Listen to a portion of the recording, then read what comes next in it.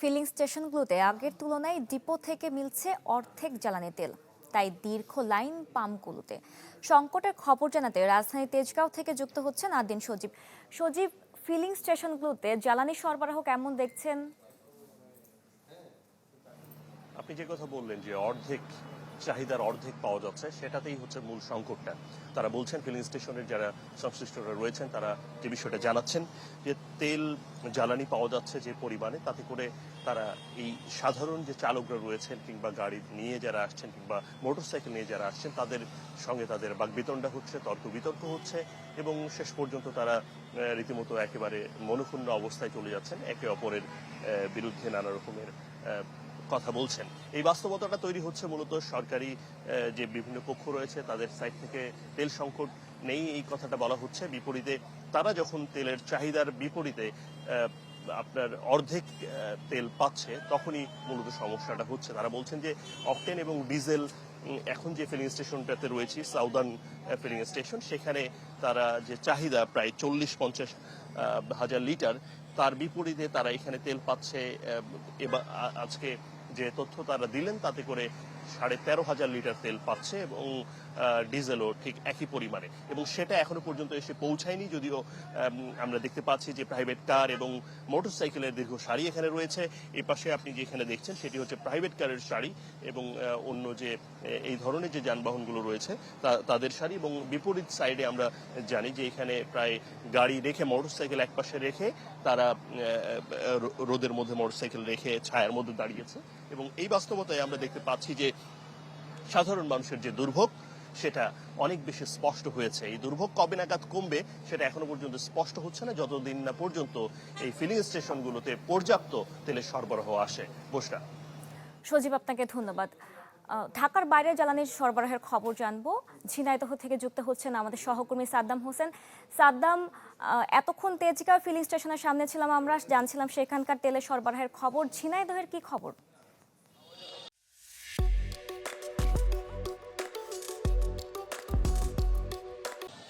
বুশরা, আসলে দীর্ঘ লাইনে দাঁড়িয়ে তেল ক্রয়ের যে ভোগান্তি সেটি কিন্তু ঝিনাইদহে এখনো কমেনি।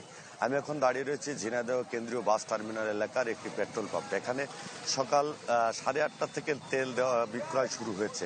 তো আমরা এসে দেখেছি যে দীর্ঘ লাইনে দাঁড়িয়ে মোটরসাইকেলে যারা তেল ক্রয়ের জন্য এখানে এসেছে তারা কিন্তু দীর্ঘ লাইনে এই তথ্যগুলোর মধ্যে দাঁড়িয়ে সাইকেলে 500 টাকা এবং প্রাইভেটে কিন্তু 1000 টাকা তেল দেওয়া হচ্ছে। এখানে প্রাইভেটের যে লাইন রয়েছে। তো আমরা দেখেছি যে অন্যান্য সময় থেকে বেশ কয়েকদিন ধরে জেলার যে পেট্রোল পাম্পগুলো আছে প্রায় পেট্রোল পাম্পে কিন্তু তেল বিক্রয় চলছে। দীর্ঘ লাইনের যে সুশ্রিতা বা যে ভোগান্তি সেটা কিন্তু কমেনি। আসলে এই বিষয়টিকে নিজেদের যারা সচেতন মহল রয়েছে তারা বলছেন যে মানুষের মধ্যে যে অসচেতনতা বা অসাধু কিছু ব্যক্তিরা যারা তেল মজুত করার যে চেষ্টা করছে, এর ফলে কিন্তু এই ভোগান্তি বা এই সংকট দেখা দিচ্ছে।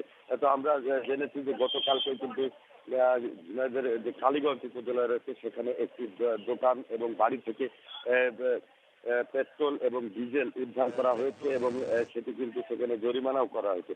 তো প্রশাসনে কিন্তু এই যে অসাধু যারা ব্যক্তি রয়েছেন এবং মজুদদার রয়েছে তাদের বিরুদ্ধে প্রতিনিয়ত ব্যবস্থা গ্রহণ করছেন এবং পেট্রোল পাম্পের কিন্তু যে তেল সে তেলের দাম আগের মতোই রয়েছে, কিন্তু গ্রাম অঞ্চলে যেখানে খোলা বাজারে মাঝে মধ্যে এই পেট্রোল বিক্রি হচ্ছে সেখানে কিন্তু অতিরিক্ত মূল্যে এই পেট্রোল বিক্রয় করা হচ্ছে।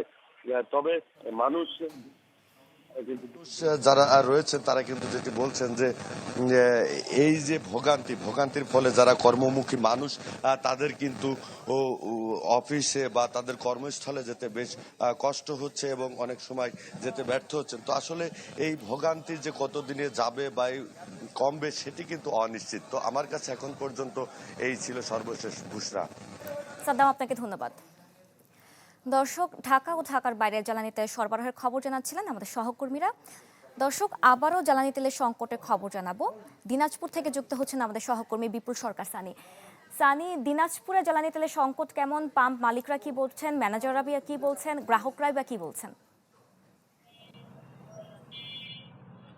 বুশরা, জ্বালানি তেলের সংকট দীর্ঘ থেকে দীর্ঘতর হচ্ছে এবং তেল নেই এই লেখা কিন্তু সব পাম্পে চলছে। শুধুমাত্র ডিজেল সরবরাহ করা হচ্ছে, এছাড়া পেট্রোল এবং অক্টেনের যে সংকটটা সেই সংকটটা রয়ে গেছে। এবং আমি যে পাম্পে রয়েছি এই পাম্পে আপনাকে একটু দেখানোর চেষ্টা করি। এই পাম্পে আসলে তেল দেওয়ার কথা রয়েছে দুপুর 12টার পর এখানে তেল আসবে, কিন্তু তেল আসার আগে ভোর থেকে এখানে যে গ্রাহকরা মোটরসাইকেল এবং তাদের যানবাহন নিয়ে এখানে এসেছেন এবং তারা এই ভোর থেকে এখন পর্যন্ত তারা অপেক্ষা করছেন তেল পাওয়ার জন্য।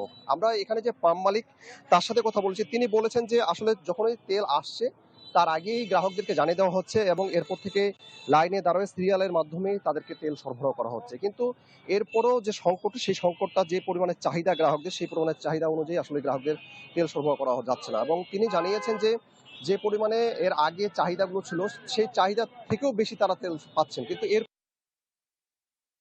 জন্য তারা জোর দাবি জানিয়েছেন। আর এখানে যারা গ্রাহক রয়েছে তারা কিন্তু উল্টো কথা বলছে, তারা বলছে যে তাদের যে চাহিদা অনুযায়ী তারা তেল পাচ্ছে না। তারা বলছে যে পরিমাণে তেল তাদের চাহিদা রয়েছে, অনেকেই কর্মজীবী রয়েছে, অনেকেই রয়েছেন যারা একেবারে এই মোটরসাইকেল যানবাহনের উপর নির্ভর করে তাদের কর্মটা। ফলে তাদের যে পরিমাণে পেট্রোলের চাহিদা রয়েছে সেই পরিমাণে পেট্রোল তারা পাচ্ছেন না, এই অভিযোগটা করছেন। এবং প্রতিদিনে তাদের কর্মঘণ্টা ক্ষয় করে কিংবা তাদেরকে কাজের সময়গুলো ব্যয় করে এইখানে তারা অপেক্ষা করছেন, পেট্রোল পাম্পগুলোতে ধর্ণা দিচ্ছে তাদের পেট্রোল এবং অক্সিজেনের জন্য, কিন্তু তারপরেও তারা সরবরাহ ঠিকভাবে পাচ্ছেন না। আর জেলা প্রশাসন থেকে একটি নোটিশ দেওয়া হয়েছে যে শুধুমাত্র তারাই এই জ্বালানি তেল পাবেন যাদের হেলমেট রয়েছে, রেজিস্ট্রেশন রয়েছে এবং মোটরসাইকেলের ড্রাইভিং লাইসেন্স, তারা শুধু পাবেন। এরপরে কিন্তু দীর্ঘ যে লাইন